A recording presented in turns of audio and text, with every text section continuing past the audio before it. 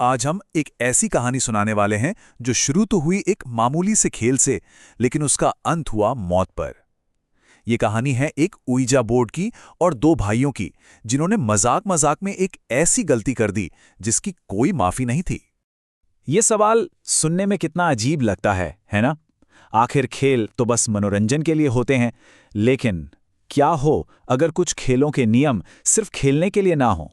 क्या हो अगर उन नियमों को तोड़ने की सजा हमारी सोच से भी कहीं ज्यादा भयानक हो? तो कहानी है दो भाइयों की। 13 साल का पीयूष थोड़ा जिद्दी, थोड़ा शरारती, और उसका बड़ा भाई कबीर जो ज्यादा समझदार था। यहीं से पीयूष की एक छोटी सी लगने वाली शरारत एक ऐसे खतरनाक सफर की शुरुआत करती है जिसका अंजाम किसी ने सोचा भी नहीं था। अपने माँ बाप से छुपाकर पीयूष ये बोर्ड घर ले आया। उसे बिल्कुल भी अंदाजा नहीं था कि जिसे वो बस एक मजाक या एक खेल समझ रहा है, वो असल में तबाही का एक ऐसा दरवाजा खोलने जा रहा है जो शायद फिर कभी बंद नहीं होगा। अब देखिए, कबीर इस खेल को लेकर थोड़ा हिचकिचा रहा था। उसे ये सब सही नहीं लग रहा था, लेकिन पीयूष ने सीधा उसकी हिम्मत को चैलेंज कर दिया। और जैसा होता है ना, जब बात इज्जत पर आ जाए तो कबीर भी मना नहीं कर पाया और खेलने के लिए मान गया। तो बस दोनों भाई तैयार थे और खेल शुरू होने वाला था। चलिए देखते हैं कि कैसे मजाक में शुरू हुई ये रात उनकी जिंदगी की सबसे खौफनाक रात में बदल गई।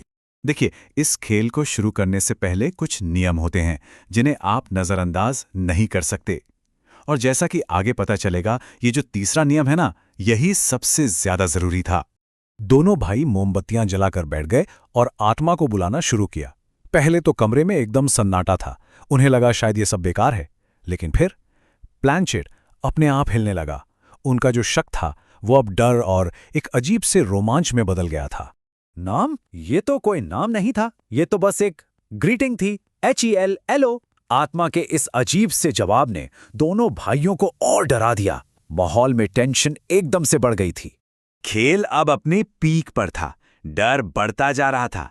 और ठीक इसी वक्त एक छोटी सी चूक होती है, एक ऐसी भूल जो सब कुछ हमेशा के लिए बदल देती है। ठीक उसी पल उनकी माँ अचानक से कमरे में आ जाती है। वो उन्हें डांटती है और सीधे सोने के लिए भेज देती है। और बस उस हड़बड़ी में, उस डर में, वो खेल का सबसे जरूरी नियम भूल गए। उन्होंने उस आत्मा को अलविदा नहीं कहा जिसे उन्होंने अपनी दुनिया में बुलाया था। उनकी इस एक गलती का नतीजा ये हुआ कि एक अनजान ताकत, एक दूसरी दुनिया की शक्ति अब उनके ही घर में उन्हीं के साथ कैद हो गई थी। वो शक्ति जिसे उन्होंने बुलाया था वो अब वापस नहीं जा सकती थी। वो उनके घर में ही थी। और अब उनकी उस एक भूल का अंजाम सबसे भयानक रूप में उनके सामने आने वाला था। कहानी में बताया गया है कि उसी रात मां के कमरे के दरवाजे पर एक अजीब सी दस्तक होती है, और उसके बाद वो मां रहती ही नहीं। उसका शरीर वही था, पर उसके अंदर कोई और था, कोई शैतानी ताकत जिसने उस पर पूरी तरह से कब्जा कर लिया था। और कहानी का सबसे खौफनाक मोड़ तब आता है जब वो शैतानी ताकत मां के शरीर का इस्तेमाल करके अपने ही पति की गर्दन चबा जाती है। जब कबीर अपनी मां को उस खौफनाक रूप में देखता है तो वो एक पल में समझ जाता है कि जो उसके सामने खड़ी है वो उसकी मां नहीं बल्कि कोई और है। उसके जहन में सिर्फ एक ही चीज थी, दहशत। अब घर में मौत और दहशत का साया था। दोनों भाई अपनी जान बचाने के लिए भाग रहे थे और कहानी अपने सबसे दर्दनाक मोड़ पर आ चुकी थी।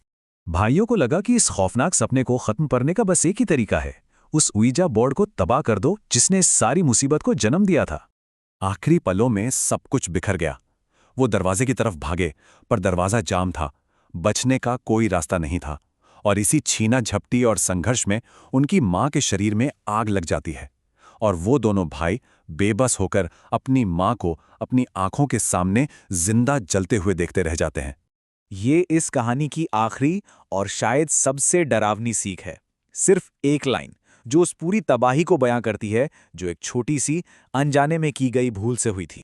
ये कहानी हमें इसी एक सवाल के साथ छोड़ जाती है कि कैसे कभी-कभी मजाक में उठाए गए कदम हम एक ऐसे रास्ते पर ले जा सकते हैं जहां से वापसी का कोई रास्ता नहीं होता।